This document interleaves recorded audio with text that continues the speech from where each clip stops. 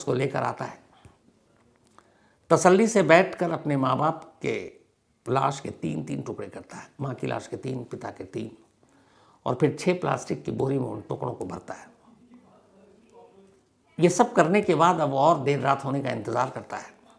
फिर जब उसे लगता है कि अब सारा शहर सो गया, तब वो घर के बाहर निकलता है, देखता है पड़ोसी सब सो चुके हैं। फिर वो अपनी एक कार उठाता है, और कमाल देखिए कि ये कार कुछ वक्त पहले ही उसके माता पिता ने उसे गिफ्ट किया था, अपने पैसे से खरीद कर। एक बेटे के सामने 2 रास्ते थे, और ये रास्ता उसने खुद बनाया। एक तरह से ये फैसला भी उसी का था, चुनाव भी उसी करना था। एक तरफ बीवी थी और एक तरफ माँ बाप, दोनों में से एक को चुनना था। और फिर बेटे ने क्या किया।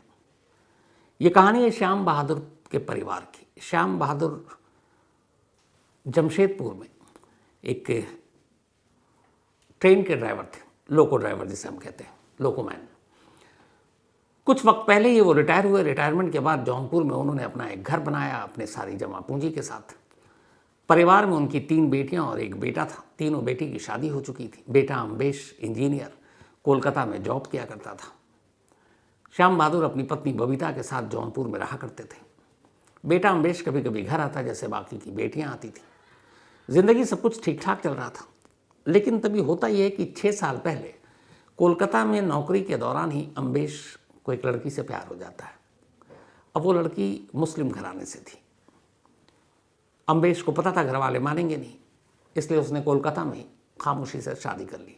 लेकिन बाद में माँ बाप को पता चला, माँ बाप नाराज हुए। अम्बेश कोलकाता में ही रहता था अपनी पत्नी के साथ। धीरे धीरे वक्त बीता, 2 बच्चे हुए उसके, और रहता कोलकाता में ही था। इधर माँ बाप रिटायरमेंट के बाद अब जौनपुर में रह रहे हैं। दिसंबर के पहले हफ्ते में अम्बेश जौनपुर आता है। जौनपुर आया, तीनों बहनों को भी पता, जौनपुर में रहता है। फिर अचानक 8 दिसंबर को उसके माँ बाप घर से गायब हो जाते हैं। अब माँ बाप का एक रूटीन था, अपनी तीनों बेटियों में से बारी बारी से हर एक को फ़ोन करके हालचाल पूछते थे। जब 9 और 10 तारीख को फ़ोन नहीं आया तो तीनों बेटियों को थोड़ा सा फिक्र हुई कि मम्मी पापा फ़ोन नहीं कर रही हैं। तो उसने फ़ोन किया, मम्मी पापा ने फ़ोन भी नहीं उठाया। तब उन्होंने अम्बेश को फ़ोन किया। तब अम्बेश ने कहा कि पता नहीं क्या हुआ, मेरी थोड़ी सी उनसे कहासुनी हो गई, और वो 8 दिसंबर की मैं रात सो गया, सुबह उठा तो देखा दोनों घर पर नहीं है। शायद गुस्से में चले गए, मुझे लगा कि तुम तीनों के पास गए। तीनों बहनों ने कहा हमारे घर तो आए नहीं। अब बहनों को फिक्र हुई, उन्होंने अम्बेश से कहा कि तुम जाकर पुलिस में गुमशुदगी की रिपोर्ट लिखा दो। उसने कहा नहीं, मैं रिपोर्ट लिखाता हूँ, पहले ढूंढ लेता हूँ, कहीं नाराज़ हूँ, आसपास हूँ, मैं ले आऊँगा। बहनों ने कहा ठीक है। अब डेली बहन फ़ोन करती रही, अम्बेश उन्हें बताता रहा। फिर 15 दिसंबर की तारीख आ गई। 15 दिसंबर को अब बहनों ने अम्बेश को फ़ोन किया। अब अम्बेश का फ़ोन बंद। तीनों बहनें बारी बारी से फ़ोन कर रही हैं, सुबह से दोपहर, दोपहर से शाम, शाम से रात हो गई, लेकिन अम्बेश का फ़ोन ऑन नहीं हुआ। परेशान बहन अब घर पहुंचती है जौनपुर, देखती है घर में ताला लगा हुआ है। आस पड़ोसियों से पूछा, उन्होंने कहा कि अम्बेश तो कल से दिखाई नहीं दे रहा है। अब बहनों को फिक्र, इधर माँ बाप गायब, कोई सुराग नहीं, और अब उन्हें ढूंढने वाला उनका इकलौता बेटा अम्बेश, वो भी गायब। बहनों ने तय किया कि वो पुलिस के पास जाएंगी। वो पुलिस के पास पहुंचती हैं। पुलिस में जाकर गुमशुदगी की रिपोर्ट लिखाती। पहले अपने माँ बाप की जो 8 दिसंबर से गायब, और दूसरे अपने भाई की जो नहीं माँ बाप को ढूंढ रहा था, और 15 दिसंबर से अचानक वो भी गायब। अब तरह तरह के ख्याल आ रहे हैं, माँ बाप के साथ क्या हुआ, भाई के साथ क्या हुआ। ये सारी चीज़ें चलती रहीं। इधर पुलिस को भी लगा कि एक ही परिवार के 3 लोगों की गुमशुदगी, तो पुलिस ने भी अपना जांच का दायरा बढ़ाया। सभी के मोबाइल के कॉल डिटेल खंगालने शुरू किए। मोबाइल स्विच ऑफ था, अम्बेश का भी बंद था। पुलिस ये सब कुछ करती रही। तभी 18 दिसंबर को अचानक अम्बेश वापस जौनपुर लौट आता है। घर पर आकर देखता है तो उसके घर के ऊपर एक और ताला लगा हुआ है, नया। असल में बहनों ने जब देखा और घर पे ताला था, अब अम्बेश भी गायब है, तो फिक्र हुई, इसलिए उन्होंने एक एक्स्ट्रा ताला लगा दिया। उसने अपनी बहन को फ़ोन किया। बहन हैरान कि भाई लौट आया। बहन भागी भागी आती है, अम्बेश से पूछती है तुम कहाँ चले गए थे। उसने कहा कि मैं मम्मी पापा को ढूंढ रहा था, और शायद मुझसे झगड़ा हुआ, इस वजह से चली गई हैं। तो वो उन्हें यही सब बताता रहा। तभी अम्बेश की बहन ने पुलिस को फ़ोन कर दिया कि हमारे माँ बाप गायब, भाई गायब, लेकिन भाई लौट आया। पुलिस को जैसे ही पता चला, पुलिस ने अम्बेश को बोला कि आप थाने आओ, पूछताछ करते हैं। अम्बेश थाने गया। थाने में पुलिस ने उससे पूछताछ शुरू की कि तुम कहाँ थे। उसने बताया मैं यहाँ से वाराणसी गया था, वाराणसी में था। पुलिस ने वाराणसी में जहाँ जहाँ बताया वहाँ से उसको सारी जानकारी हासिल की। पता चला वो सच बोल रहा है। पर माँ बाप कहाँ गायब हुए, कैसे गायब हुए, 8 दिसंबर की रात क्या हुआ, इस पर अम्बेश अलग अलग बयान देने लगा। पुलिस को कुछ शक हुआ। फिर पुलिस ने अम्बेश से सख्ती से पूछताछ करने का फैसला किया। अब पुलिस ने अम्बेश से पूछताछ की। इस पूछताछ के बाद जो कुछ अम्बेश ने बताया उसे सुनकर खुद पुलिस वाले हैरान थे कि एक बेटा ऐसा कैसे कर सकता है। अम्बेश ने बताया कि वो दिसंबर के फर्स्ट वीक में अपने घर आया था। 6 साल पहले जब उसने सरिया नाम है जिस लड़की से उसने शादी की कोलकाता में, शादी के बाद से ही माँ बाप नाराज़ थे, बहनें भी नाराज़ थी। लेकिन धीरे धीरे वक्त बीता, मुझे लगा कि सब मान जाएंगे, ठीक हो जाएगा। 2 बच्चे हुए तो मुझे और लगा कि अब ठीक हो जाएगा। लेकिन माँ बाप का गुस्सा कम नहीं हुआ। उन्होंने इस शादी को मंजूर नहीं किया और कई बार मुझ पर प्रेशर डाला कि उस शादी को तोड़ दो, तलाक दे दो और हमारी ख्वाहिश के हिसाब से शादी कर लो। उसने कहा 1-2 बार मुझे मन में भी आया कि चलो माँ बाप को खुश करने के लिए काम कर देते हैं, सदिया को तलाक दे देते हैं। लेकिन फिर उसे लगा कि उसे हट जाना और बहुत सारे पैसे देने पड़ेंगे, इतने पैसे उसके पास है नहीं। तो उसने कहा आप मुझे पैसे दोगे तो मैं ये करूँगा। माँ बाप को गुस्सा आया। उन्होंने कहा हम बुजुर्ग रिटायर लाइफ, जो जमा पूंजी घर बना लिया, पैसे कहाँ से देंगे। तो इस बार भी जब आया तो उसी पहली शादी को लेकर झगड़ा शुरू हो गया। जब झगड़ा शुरू हुआ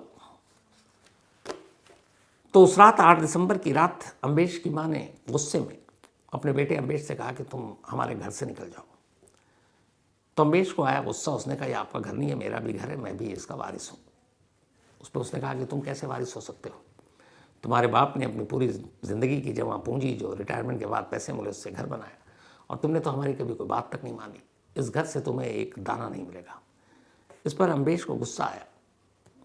जहाँ पर यह बहस हो रही थी कमरे में वहीं पर सिलबट्टा वाला वो रखा हुआ था पत्थर का, उसने उठाया और अपनी माँ के सर पर जोर से दे मारा।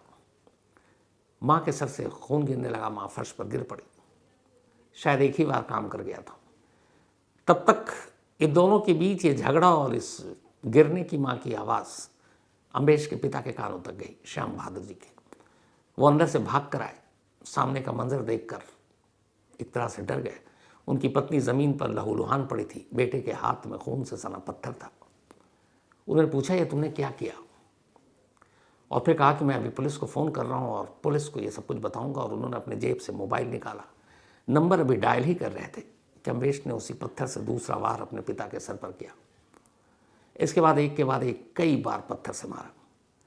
अब पिता भी उसी जगह ज़मीन पर गिरे हुए हैं, फर्श पर खून से लथपथ। बट उसने फिर देखा थोड़ी देर बाद कि शायद सांसें चल रही हैं। फिर उसने अपने हाथ से अपने पिता का गला का घोंट दिया। थोड़ी देर के बाद जब उसे यकीन हो गया कि अब दोनों ये मर चुके हैं, तब उसे लगा कि अब क्या करें। अब वो डर गया क्योंकि ये सब कुछ उसने अचानक गुस्से में किया था। फिर वो आराम से बैठकर कमरे में जहाँ 2 लाशें उसके अपने माँ बाप की पड़ी हैं सोचने लगा कि ये सब कुछ तो हो गया, बचूं कैसे, कानून से, पुलिस से, समाज से, रिश्तेदार से, और ऐसा क्या करूं कि इन दोनों कत्ल का इल्ज़ाम मेरे सर पर ना आए। फिर उसे याद आया कि घर के अंदर एक इलेक्ट्रिक आरी है जो लोहे को काटने के लिए, लोहे के सरिया को काटने वाला, वो घर में रखा हुआ है। वो अंदर जाता है, उसको लेकर आता है, तसल्ली से बैठकर अपने माँ बाप के लाश के 3-3 टुकड़े करता है। माँ की लाश के 3, पिता के 3, और फिर 6 प्लास्टिक की बोरी में उन टुकड़ों को भरता है। ये सब करने के बाद अब और देर रात होने का इंतज़ार करता है। फिर जब उसे लगता है कि अब सारा शहर सो गया, तब वो घर के बाहर निकलता है, देखता है पड़ोसी सब सो चुके हैं। फिर वो अपनी एक कार उठाता है, और कमाल देखिए कि ये कार कुछ वक्त पहले ही उसके माता पिता ने उसे गिफ्ट किया था अपने पैसे से ख़रीद कर। उसी कार की डिग्गी खोलता है, वो 6 पॉलीथीन जिसमें उसी माँ बाप के 6 लाश के 6 टुकड़े थे, उसको डिग्गी में डालता है और फिर घर से निकल पड़ता है। घर से निकलने के बाद वो सुबह करीब, तब तक 4 बज चुका। एक वहाँ पर थोड़ा आगे जाकर एक पुल है जहाँ से गोमती नदी बहती है। उसी गोमती नदी में बारी बारी से उन 6 पॉलीथीन को फेंक देता है। पानी का बहाव तेज़, उसे पता है कि ये लाश के टुकड़े बहकर पता नहीं कहाँ चले जाएंगे। और ये सब करने के बाद करीब 5 बजे सुबह वो घर लौट आता है। घर आने के बाद कार की डिग्गी को सर्फ से साफ़ करता है, घर के फर्श को साफ़ करता है, एक एक कोना देखता है कहीं कोई खून का बूंद न रह जाए, उस इलेक्ट्रिक आरी को साफ करता है और सब कुछ करने के बाद अपनी जगह पर रख देता है।